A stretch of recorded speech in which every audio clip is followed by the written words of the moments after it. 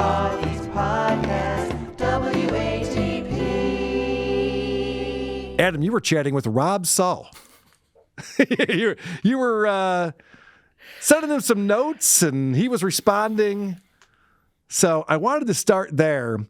What was going on? You had some time to kill? Sometimes when I can't sleep, Rob is there, and something happens to him when he gets tired. He gets into a sweet spot where if you just kind of pepper him with questions, I think he'll answer anything. He's too alert in the beginning. You got to get him right when people are kind of paying him $1 to stay on, and he has that look almost of Aaron's co-host trying to stand, where it's all just kind of fading. But if you happen to ask him something deep, he'll just answer it. And I think I got off a good one.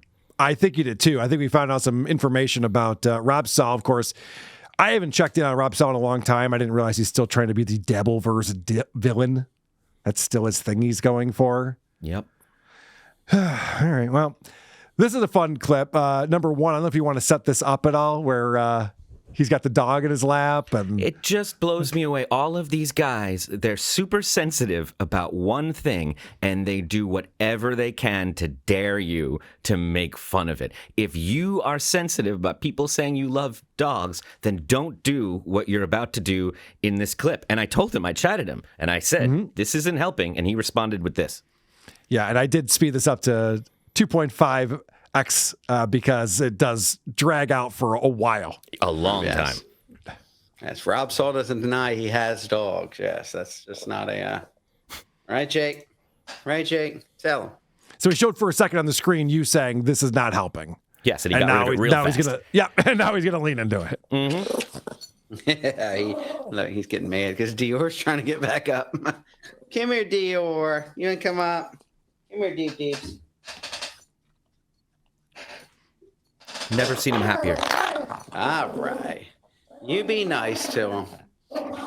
Give me Dior. You be nice to Dior. You be nice to Dior. You be nice to Dior. He's allowed to sit up here too, Jake. Jake's ballsy. He's Dior's like, fuck it, I'm leaving. Jake, what are you all proud of yourself? Ain't nobody proud of you. Ain't nobody proud of you. Ain't nobody proud of you, boy. He thinks he's so tough. I know. Jake does think he's as mean as Cujo. It's insane.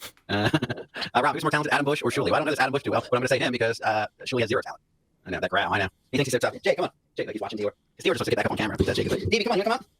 He runs away. Jake, why are you scared of this poor dog like that? Come on. He can come up. Yeah, Jake is a mom boss. I know. Yeah, the dog is tough. I know. Right. Rob Saul's bipolar bear $2. Thank you. Says, Jay, this the dude, the dog effer I'm telling you about. Okay, that's hilarious. Thank you for the $2, though. Rob Saul is a bipolar bear. You ever hit your dogs when they don't listen? No. You gotta get stern with them. Rob, how many times should a dog be like, I take mine out, when I'm off, we hang outside for a couple hours at a time. When it started getting nice out in spring, but I mean, if it's a rainy day, I'll take them out every hour to two, let them go out, and they run back in. They're good. They're all house trained. They're very good dogs. Yeah, it is what it is, right, Jake? Right, Jake? Can you stop being mean to Dior? Dior's trying to get up. He keeps walking over, and then Jake keeps scaring away. Give me Deeps. Give me Deeps. Deep. Are the other two dogs nearby? Yes, they are. Stevie's over there, but Romeo is right underneath Jake. Hi. Hello. Here. Romeo always wants to stay up. Romeo don't care. He's not scared of Jake's growls. Dior's a little bit of a puss, but yeah. Dior is what Romeo's like, I don't care. Growl at me. I'm just gonna stay here and lay here. As long as you don't actually bite me, I don't care. That's what Jake does. He acts like he growls and stuff at him, but he'll never bite him. Well, he'll kiss him. He'll have his teeth out and he kisses him. That's how Jake's like. Rob, I said this isn't helping. Fascinating to go on. It's ridiculous. So guys like Rob have no idea what they're doing. And so this is not a show. He wants to play with his dogs. He loves his dogs. He's like, guys, I have these dogs and they get on my lap and I love kissing them and playing with them. And it's like, yeah. Right. You have pets. A lot of people do. We get it. It's not a show. What you're doing here will not make you successful as the villain of the Dabbleverse. It's not only not a show. If you invited me over to your house and this is what was going on, I'd be like, okay, I'm going to go. I'm going to leave you guys alone. You're clearly... Yeah. Okay, you're good. You got some stuff going on. Yeah. All right. I'm disturbing you. You chose to invite us to watch this, Rob, and then made us feel like we were a third wheel. But there's also... He could be successful if he stopped trying to be whatever he's trying to be in the Dabbleverse that no one cares about because no one's watching this stuff. If he wanted to do a show where he's like showing off his dogs and playing with his dog, like there's an audience for that. I'm sure there's dog lovers that would want to be in there chatting with them and asking him questions about his dogs. And, he's talking about how often he takes them outside and shit. Nobody really cares. Like, it's not a real question. No, but he cares deeply. And his problem is that character can't coexist with the one that goes immediately to like sexual violence at the slightest insult. He's still holding on to that John Melendez kind of comeback where if you insult him about anything, he's just like burn it all down. Well, he also does this thing. The format of his show, from what I can tell, and you tell me, you're the one staying up all night watching Rob Saul. The format of his show is still just waiting for a chat to come in and then reading it and responding to it. He doesn't That's really. it. Okay, so he doesn't bring anything. He's not prepping a show. He doesn't have anything to talk about, right? We control the show. I controlled the last 4 minutes there by mentioning his dogs. All right, so here's another example of you asking a question. What kind of speakers are those behind you? The best of the best. So he can't roll with the punches. Like if you're going to do a show where you react to questions, you got to be quick on your feet, have something interesting to say. Well, the dogs aren't nearby right now, so he's all lonely and pissed off. And Yeah, you're right. His demeanor's so different right here without the dogs in his lap. Here's another example of him just having nothing when he gets asked a question. Who'd you rather sleep with, Mommy or Lady KB? I don't know. I'd have to see them. They have to submit me their nudes before I make a choice.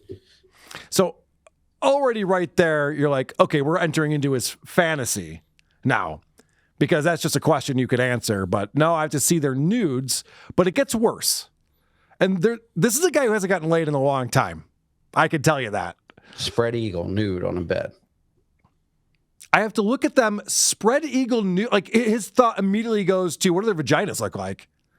well, he took it as an insult. You're right. There's that incel quality where he was threatened by that. And what was a simple, like, so who would you rather? He took as, oh, I'm not getting laid. Go fuck yourself. In fact, send me nude, violent pics right now. Yeah, right. Whoa. This was just either or, buddy.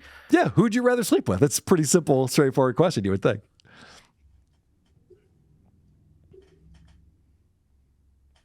Look at him. He just stares. How do you really feel about Clearwater Chad? I haven't seen Clearwater Chad in a while. I haven't even really thought about him. Great. This is going great. Good fun. All right. Okay, so imagine. Yeah, final boss.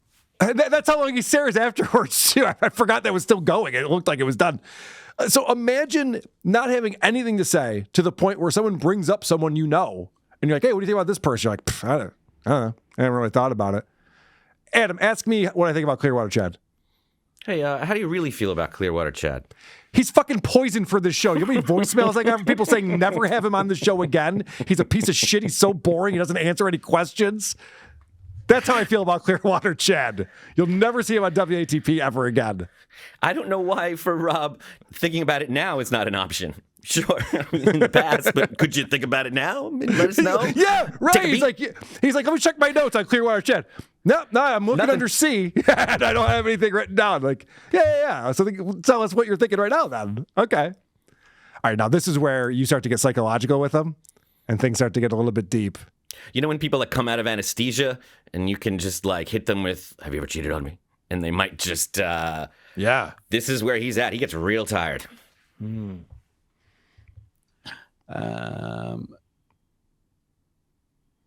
Wrote what's that? What have you never forgiven? What truth would ruin you if it came out? What truth? I don't know what truth would ruin me if it came out. I'm pretty honest. I mean, all the truths that I have, I guess, have already ruined me of everything I've done in my life that's bad because I'm pretty honest about it. Who have I never forgiven? I guess my ex-wife and cousin. And I tried to make that work for my daughter's sake, and I just couldn't do it. It can't happen. Whoa. Yeah. That's some heavy shit coming in right here. That got real interesting. That did get real interesting. He's created a hellish existence for himself. And you could tell that by that answer right there. The fact that you would ask that question, and he's, yeah, my wife left me for my cousin. Tried to make it work for the sake of my daughter, couldn't. Like, I have a lot of follow-up questions after that, to be honest. Like, oh no. Like, what's that all about? What's going on with the daughter? How does she feel about all this? But you can't be the villain of the Dabbleverse and be this broken as a person. Play with dogs. Rob, the answer is right there in your lap. What you should be doing if you want to stream on the internet. And I don't mind him talking about this stuff if he wants to really be honest about it. What's so fascinating to me about this moment here is the same thing with Opie's show. Opie goes on and on about how he doesn't want to talk about Anthony, but then people ask him questions about Anthony and he answers them. Rob, you don't have to answer this. I just asked you. And you took the opportunity because you needed to talk about it. We're here for you, buddy. Like, go for it. Let us know what's going on. And I think it would be really interesting. Well, this is the most interesting clip. This is a small clip package today. This is the last one, but this is all Adam putting this together for us. And this is I don't know how you came up with this question, but good on you. I wouldn't have thought to ask this. All right, you got till, all right, no, not one more hour. Yeah, $5. I'll go until 2:05. That's weird too, where he's negotiating with the chat. You know, we make fun of Aaron Imholt for doing this, obviously. If you give me this much money, I'll do this much longer. But I've never heard Aaron say $5 and I'll go until 2:05. But that's... Things get real desperate at the strip club when the lights go on. Yep. And everyone starts looking for their coats and there's only a couple minutes left. You're trying to get what you can. What memories still haunt you at night? So many. I embarrass myself on such a regular basis. Whoa. And you know what I say? I always notice myself muttering to myself. I go, oh, I hate it here. And I always say I hate it here. And I guess it's here in my mind when I'm thinking about like how I've humiliated myself over the years. A nasty meal trying to, what's the most fucked up high experience you've ever had? Probably last night. I had a couple of those pickles, man. I went to bed, man. I couldn't even fall asleep. I was tripping balls last night. I really made those pickles strong. When did you last lie to someone you loved? Well, I haven't loved someone in a while, so I'll have to think of who I loved last when I can lie about them. Wow. I mean, I feel like I'm in the psychologist's office with him. Oh, I'm haunted by so many things at night, and I tell myself I hate it here. And what I mean, I think, is I don't like the thoughts in my own head. Like, all right, I'm going to write you a prescription. Yeah. And you're going to need to start coming in a little more often. Yeah. This is serious shit that we're talking about. This is what we call a wheelchair prison. Quadfather is free compared to this guy. This guy is like, well, I say to myself at night, I'm trapped in here, whatever that was. And I believe him. That's disturbing and wildly entertaining and very revealing because he did not have to answer that, but he wanted to. Yes.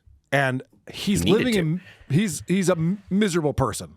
His reality is awful, and I believe he deserves it.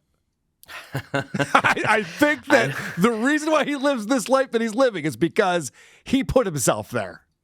I don't know, but it was nice to see Nasty Neil jumping in and asking him about, when was the last time you were so high? And when his response was, oh, last night. Last night. Yeah. And it was not a fun, he's just like, oh my God, I had to be alone with my thoughts while I was high. It sucked. And I don't think he was kidding. I think in his mind, if you ask him any day, he'll say last night. I think the nights get real rough. I really do. Who are these podcasts?